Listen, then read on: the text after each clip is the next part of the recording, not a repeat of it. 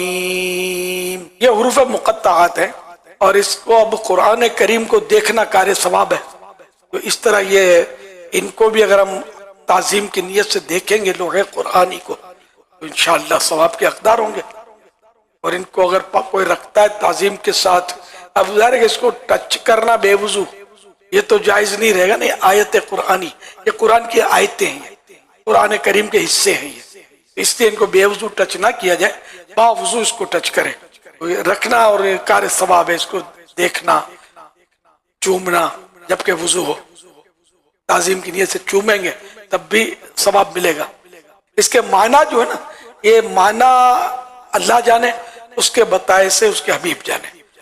حروف مقطعات کے معنی یہ ہر ایک کو پتہ نہیں ہوتے. جیسے کہ یاسین، یہ بھی حروف مقطعات میں سے. طٰہٰ، یہ بھی حروف مقطعات میں سے. تو ہمارے نام رکھتے ہیں لوگ یاسین، طٰہٰ.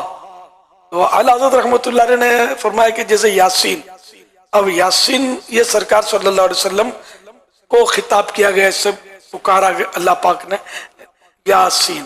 اب اس کے معنی تو پتہ نہیں کہ ہیں کیا، تو عین ممکن ہے کہ اس کے معنی سرکار کے لیے مخصوص ہو اور کسی کے لیے نہ ہو. مثال کے طور پر میری جو سمجھ میں آ رہا ہے کہ یاسین کے معنی یہ آخری نبی بالفرض، یہ تو سرکار کے لیے خاص ہے اور کوئی نہیں بن سکتا. اچھا، یا اس کے معنی اور رسول، یاسین کے معنی، تب بھی دوسرے کے یہ معنی رسول نہیں بول سکتے دوسروں کو. رسول کی مثال تو اعلیٰ حضرت نے دی بھی ہے.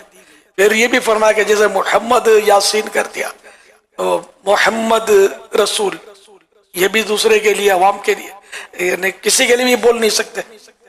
اس لیے مطلب اس نام، یہ نام اس طرح یعنی مجرد صرف یاسین نام ذرا طٰہٰ رکھنا اعلیٰ حضرت نے منع کیا ہے. تو اس طرح مطلب ہم لوگ تو یہ ناموں میں کوشش کرتے ہیں کہ جس کا یاسین نام ہوتا ہے اس کو غلام یاسین بولتا ہوں میں، تو غلام یاسین، غلام طٰہٰ.